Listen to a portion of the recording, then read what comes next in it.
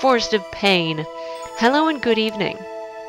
Ah, good. Following rule number 3 there. Do any of you know about the conditions to activate the world quest, the Forest of Pain?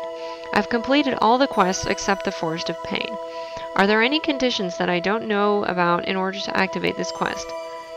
That quest can't be played right now. That entire area is currently sealed off. Even if you have the words needed, I doubt you'll get transported there. You're pretty brave to want to challenge the Forest of Pain. Ah, the proud, upright posture of one dedicated to conquering the demon world that is said to be unbeatable. Oh, it's so cool, I can't stand it. The Forest of Pain, eh? I think it's best if you avoided anything to do with it. About the quest can't be played right now, that's too bad. Thanks for the information. About avoiding it, what do you mean? Players that participate in the Forest of Pain quest are known to disappear. There was a time when this rumor was fairly well known. When it started, many laughed and thought it was just another urban legend, but upon doing some research, I found that player data for some of the people who participated were lost. Okay, big deal. They just deleted their data. Further research revealed that the actual players where the character data was lost were in a coma. It was a big deal. In the end, nothing concrete was revealed about the link between the Forest of Pain and the comatose players, but if I were you, I would stay away from that quest. Are you kidding me? Who knows? It's up to you to believe or not to believe. But as they often say, where there's smoke, there's fire. For now, I'll just say that personally, I don't think it's just another rumor. Okay, whatever you say. Okay, I think I'll just hold off on that quest, even when it does open back up. Smiley face. Good job. Look, you ruined the kids' fun. Got info on Crimson Versus. I got some info! Apparently, they're going to start selling real cards based on the ones from Crimson Versus. So if you're frustrated about not being able to play it online, why don't you try it out? My source is the manager of this game shop. I'm sorry, I can't reveal the store's name. Whoa, are you serious? I've got to go tell everyone at the Crimson Versus board. Thanks for the info, Vertical Cupid. Let me make an additional comment. It seems that Crimson Versus is about to reopen soon. Apparently both the server expansion and the software upgrade are going well. Of course, these are still just rumors. I have a feeling that if they started selling the real cards the same day they reopened online, no one would buy them. Well, if you think about it, they start selling the real cards, the cards sell well, they reopen the online service. That's how I think it's going to happen. Man, with the world, Crimson Versus, and now real cards, my wallet's going to be crying out in pain. Frowny face. I know those problems. Alright, let me see. What are the ones that I missed here? Just a couple. Let's finish this board too. I miss R1. Loving new things is part of human nature, but so is loving old things. I want to go back into the area again with a character that I put my spirit into making. I want to play with my dear companion. The images of a drenched CC Corp headquarters on the news. Toasted servers standing there with despair. The diligent petitions were not answered as CC Corp announced the resignation of the R1 restoration. However, listen to this. Even so, the old, warm-hearted me still wants to go back. Note, I'm actually still warm-hearted. Who is this? Nogmung, okay. Oh, he's the one that always whines about how he misses R1, if you talk to him. Yeah, that's true. I hope the CC Corp guys, especially the executives, hear my cries, and I hope they bring back our dear old world. I want them to bring back R1 too. It's not that I hate R2, it's just that I have more memories with R1. Damn it, who started that fire anyway? Was R1 really that great? Isn't everyone exaggerating a bit? Graphically, R2 is way, way better. The game system is better too. I still think R2 wins hands down. I hope R2 really takes off. I admit that's true, but how do I put it? That doesn't matter. It's just not the same as R1. We want our old R1 back. I started playing from R2, so I just don't understand why everyone makes such a big deal about R1. So here's my question. If R1 was brought back or remade or whatever, what would you all do? I'll play them both. The reason is that I don't want to lose the characters I've built up in R2, but I also want to play R1. That's a tough question. I guess I'd like to play both, but I don't have much money. I'm not clever enough to play both at the same time, so I guess I'll just wind up playing R2. Basically, I'll keep playing R2. Just like Apple Star, I can't see myself playing both. But if our old character data is restored, I might just quit R2 and play R1 instead. So basically, we're all whining that we want R1 back, but we wouldn't play it if it came back. Got it. Cool, guys. Existence of the PK system. I'm going to talk a bit about PKs. The PK system was around since the days of Fragment, and until it was abolished in the middle days of the world R1, it was a system that made the world really unique. When the PKs were abolished, the players held protests at each of the root towns, and fan sites demanded that PKs be brought back. Now for the world R2. The PK system has been brought back. It has its pros and cons, but the players generally welcomed it when it first started. But lately there have been a growing number of people who call for it to be abolished again. And the outside world too, people are talking a lot about whether it's morally correct to have a game where people kill each other. So considering all these things, I have a question. Does the world really need PKs? Please give me your detailed answers. Thank you. The purpose of this thread is not to criticize PKing. Please don't flame or troll, not thrall. I guess you can troll if you want to. Thank you. I think the world definitely needs PKs, though I generally hate PKing. Or though I personally hate PKing. In network games with no PKing, you have no choice but to accept getting cheated or swindled by other players. But in the world, there's the PK system. If you use your brain, you can use the PK system to protect yourself.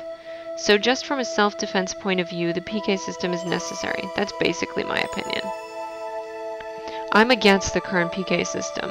I won't say that the system itself is bad. However, I can't agree with a system that blames the victims and says that if you don't want to get PK'd, you should do the PKing first. For example, they could make some servers where PKing is allowed and others where it's forbidden. Or make it so you can turn PKing on or off. If it's off, you can't PK someone and you can't be PK'd either. I wish CC Corp would think of a way to separate the people who want it and the people who don't want it. I personally think either way is fine. If you want to get PK'd, it's not or even if you do get PK'd, not if you want to, it's not that big of a deal as it's within the game. So maybe you'll lose some experience and the time you spent to get those points. At worst, you may lose some items too, that's all. So, do you really have to talk about who got PK'd and who did the PKing? Naturally, if your dear character is PK'd, it's going to upset you, but it's just a game, right? I'm not saying you should enjoy getting PK'd, but maybe just take it a little bit more lightly. It's not an issue is it necessary or not. Oh, okay, there we go, I got that. That's a part of the game. The real winners are the ones who have fun. My 2 cents, says Mitan. I'm all for the PK system. I started playing the world because it had a PK system, which is something that I wanted to experience, although my fear of retaliation prevents me from PKing anyone. For someone who wants to play a game with a PK system, such as myself, it is absolutely necessary to have one. But to be honest, I don't really care if the world has it or not. I'll go to whatever game has the best PK system. Lastly, I want to add a personal comment. To all you people who say you hate PKing but still play the world, which is a game whose main selling point is the PK system, I just want to say go play another game. I'm begging you.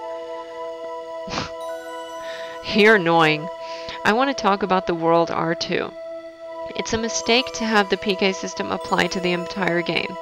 They say that the arena was created to calm down the whole PK controversy, but I think it's done the opposite. I think they should have made it so the PK system applied only to the arena and left the rest of the game PK free. People that don't want to get involved in PK can stay away from the arena, and the people who do want to PK go to the arena. That way, both types of people would have been happy. It's the same thing for the trouble between the guilds. Instead of killing each other in areas whenever there is a dispute, it would be way better if they could just solve it fairly in the arena. That's the way it should have been handled. I think the current PK problem was born from the fact that the world is borderless. But it's not too late to fix things, so I think they should consider a reworking of the entire system.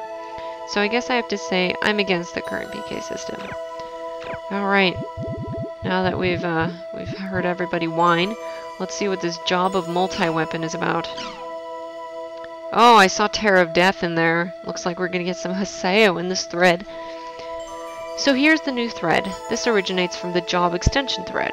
The purpose of this thread is to explain why rogues are weaker than other classes. Okay, all you lecturers, let's hear what you have to say. I end up leaving it to you guys, lol. Please, someone. I would also appreciate hearing this. Yes, please, smiley face. I guess I've been asked to answer this, lol. Well, let me start off with a rogue's characteristics. Strong points. It can use tons of weapons. Character's appearance changes with job extended. It looks so damn cool, lol. Weak points. It can use lots of weapons, but isn't really good at any of them. The higher your level gets, the more you notice the huge difference in weapon mastery.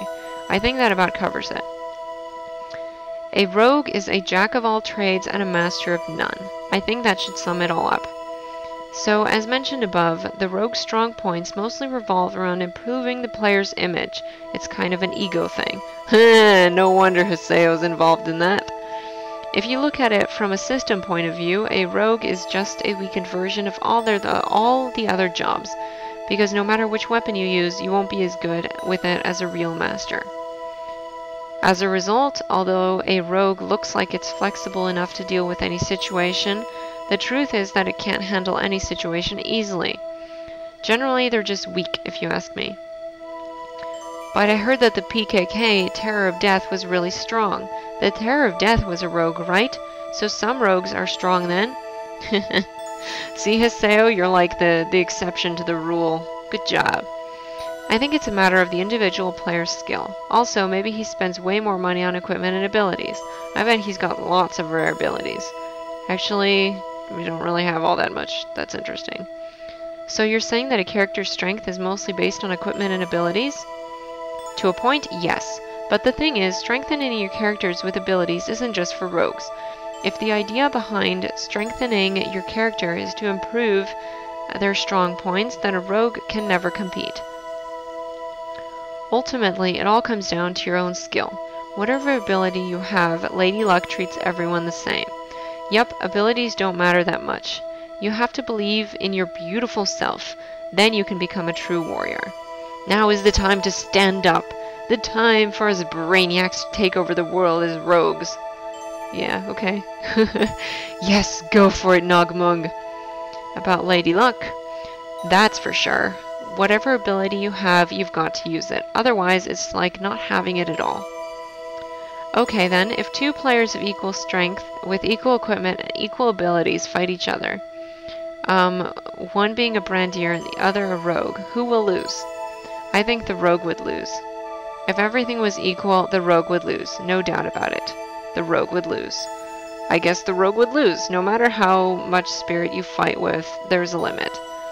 Ugh, it's thorny. It's a thorny road for the rogue. Frowny face. See that, Haseo? You're bound to lose to everybody.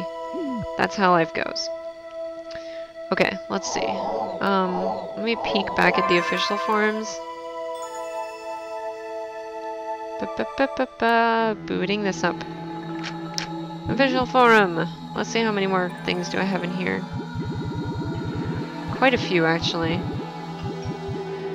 This is my phone. I'm gonna ignore it.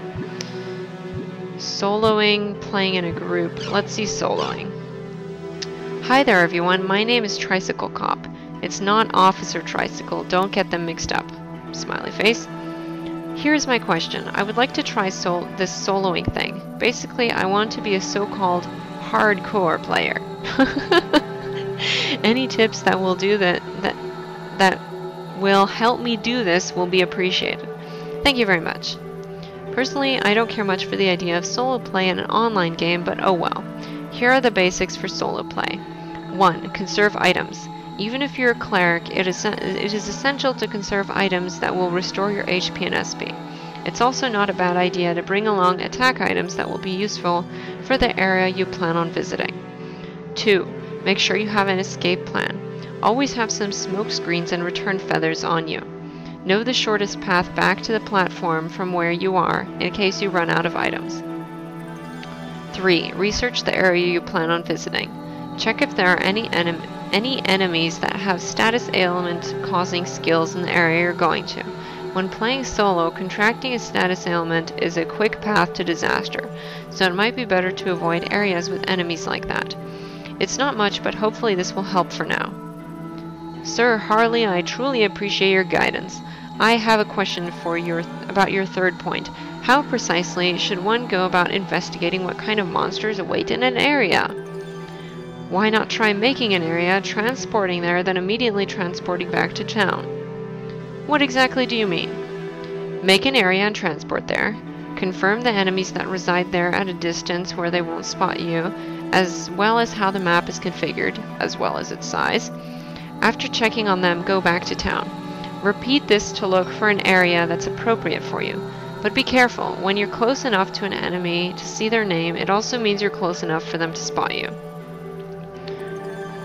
I'll write down the points you need to keep in mind while fighting solo battles. I hope they'll help you. 1. Use guard and charge attacks, knockbacks, well. When you think an enemy's about to attack, guard before attacking. If you become surrounded, run away to a safer spot. Knock back enemies that follow with a charge attack, and try to fight them one-on-one. Skill trigger usage.